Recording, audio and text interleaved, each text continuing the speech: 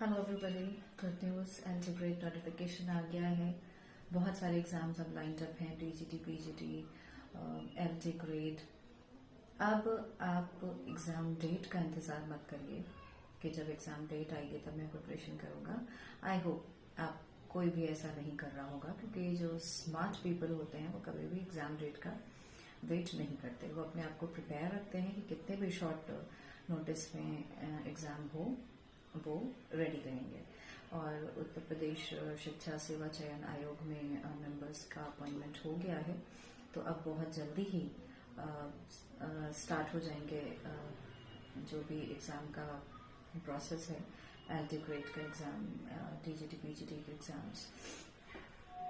अब देखो, हम हमेशा कहते हैं कि कभी भी आप एग्ज़ाम डेट का या नोटिफिकेशन का या प्रिपरेशन का वेट मत करिए। हमेशा आप अपने आप को ऐसा सोच के तैयारी करिए कि अगले महीने मेरा एग्ज़ाम है और आप प्रिपेयर रहें। क्योंकि देखो, जब भी आप पहले से तैयारी शुरू करते हैं तो आपको छोटे छोटे स्टेप्स लेने होते हैं। स्मॉल स्टेप्स में काम चल जाता है and small steps eat big results. लेकिन जब आप नहीं तैयारी करते हैं पहले से और एग्ज़ाम नोटिफिकेशन का वेट करते हैं और एग्ज़ाम डेट का वेट करते हैं, तो वो फिर जो स्मॉल स्टेप्स होते हैं उनसे काम नहीं चलता। फिर आपको स्ट्राइड्स लेनी पड़ती हैं। और स्ट्राइड का मतलब समझ रहे हैं? Long steps. लॉन्ग स्टेप्स जब आप लेते हैं तो वो मुश्किल भी होता है, और मुश्किल के साथ साथ आप उसमें सब कुछ कवर नहीं कर पाते हैं, कुछ ना कुछ छूट ही जाता है। और जब कुछ छूट जाता है तो वो डिसअपॉइंटमेंट का रीज़न बनता है और फ्रस्ट्रेशन होता है, और फिर एग्ज़ाम में उसका इम्पैक्ट दिखता है। तो बेटर होगा कि आप अपने आप को पहले से प्रिपेयर रखिए एग्ज़ाम के। और अब तो नोटिफिकेशन आ ही गया है, आई होप आप सब प्रिपेयर होंगे।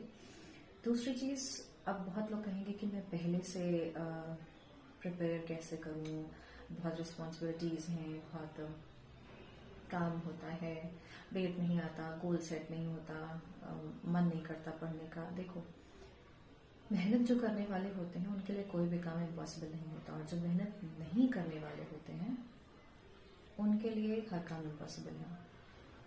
If I talk about my attitude ना, हमें वो लोग बहुत इरिटेट करते हैं जो ये कहते हैं कि ये कैसे होगा, मैं नहीं कर पाऊंगा, ये तो बहुत मुश्किल है। I get really irritated. पता नहीं क्यों ही ऐसे लोग किसी फील्ड में उतरते हैं, और उनको तो बैठ जाना चाहिए घर में, क्योंकि उनके लिए तो सभी कुछ मुश्किल है। ठीक है, तो देखो, अगर हम अपनी बात करें, अगर आप 5 मिनट मेरे से बात कर लें तो लिटरली हम आपको बता देंगे कि यू विल बी सिलेक्टेड और नॉट।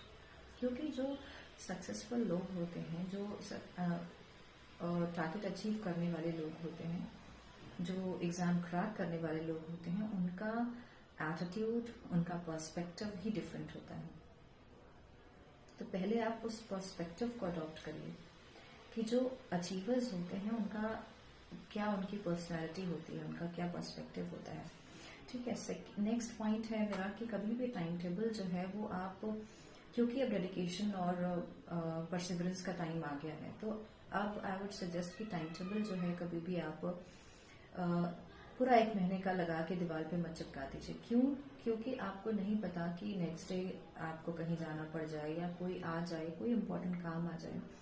तो पर्सनल एक्सपीरियंस से हम चलेंगे कि जब भी नेक्स्ट डे का टारगेट अचीव नहीं हो पाता है तो हम फ्रस्ट्रेट हो जाते हैं, और फिर वो जो डिसअपॉइंटमेंट और फ्रस्ट्रेशन है ना, वो अगला 2 दिन भी खराब कर देता है।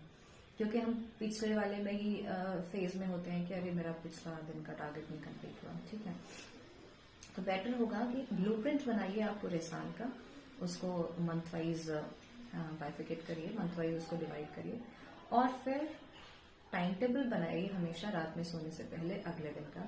और अगर आपको लगता है कि अगला 1 हफ्ता हम कहीं नहीं जाने वाले हैं, अगला 1 हफ्ता हमारा पूरा शेड्यूल फिक्स है, तो आप अगले 1 हफ्ते का टाइम टेबल बना के सेट कर दीजिए। ठीक है, नेक्स्ट मेरा पॉइंट है कि टाइम टेबल जब आपका बन गया है, आप प्रैक्टिस सेट्स जरूर लगाइए।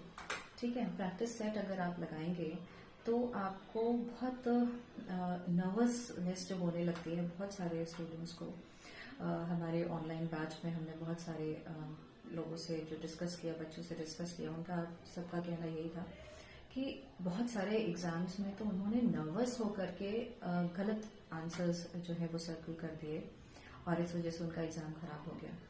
तो जब आप प्रैक्टिस करते हैं, जब आप टेस्ट सीरीज देते हैं, तो वो आपको उस नर्वस वाले जो फेज में जाने से बचाता है।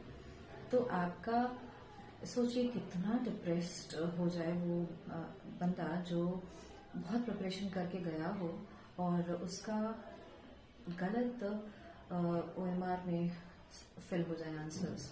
सोचिए, उसको सब आता है, सब कुछ प्रिपेयर है उसका, लेकिन उसने गलत सर्कल्स कर दिए OMR में। तो इस डिप्रेशन वाले फेज से बचने के लिए आपको घर से ही प्रैक्टिस करके जाइए। 1 महीने पहले से आप अपने आप को 2 घंटे देने लगिए। 2 घंटे आप एग्जाम वाले फेज में बैठिए, रूम लॉक कर लीजिए, नो डिस्टर्बेंस। सबसे कह दीजिए कि कोई डिस्टर्ब नहीं करेगा आकर के, कोई खाना पीना देने नहीं आएगा कि अरे बच्चा बहुत पढ़ रहा है, लाओ मैं पानी दे दूँ, चाय दे दूँ, कोई डिस्टर्बेंस नहीं चाहिए। 2 घंटे आप एग्जाम वाले फेज में बैठिए और टेस्ट दीजिए, ताकि आपको एग्जाम में फोबिया ना हो और आप गलत ना उसमें फिल कर दें आंसर्स। देखिए, एग्जाम क्रैक करने के लिए, सक्सेस लेने के लिए आपको बहुत सैक्रिफाइस करने पड़ेंगे। आप ये नहीं कह सकते कि सब कुछ पकड़ के आप कुछ नया हाथ में नहीं पकड़ सकते। कुछ नया पकड़ने के लिए आपको जो पुराना चीजें हैं या कुछ जो भी लेस इम्पोर्टेंट है उसको छोड़ना पड़ेगा। ठीक है, देखिए, बिना सैक्रिफाइस के कुछ भी अचीव नहीं किया जा सकता, बिना त्याग के कुछ भी संभव नहीं है। भगवान राम अगर अयोध्या नहीं छोड़ते तो सिर्फ राजा होते, लेकिन अयोध्या छोड़ी तो भगवान बन गए। वैसे ही आपको बहुत कुछ त्याग करके फिर सफलता मिल पाएगी। तो इस थॉट के साथ हम वाइंड अप करते हैं। अपने आप को प्रिपेयर करिए कि सब कुछ पकड़ के आप सब कुछ अचीव नहीं कर सकते। सैक्रिफाइस करिए। रातों की नींद भी सैक्रिफाइस हो सकती है, बहुत लोगों से मिलना जुलना भी सैक्रिफाइस हो सकता है, या जो भी आपके पर्सनल लाइफस्टाइल में जो भी आपको लगता है कि ये चीज़ मैं अगर इग्नोर कर दूं तो काम चलेगा।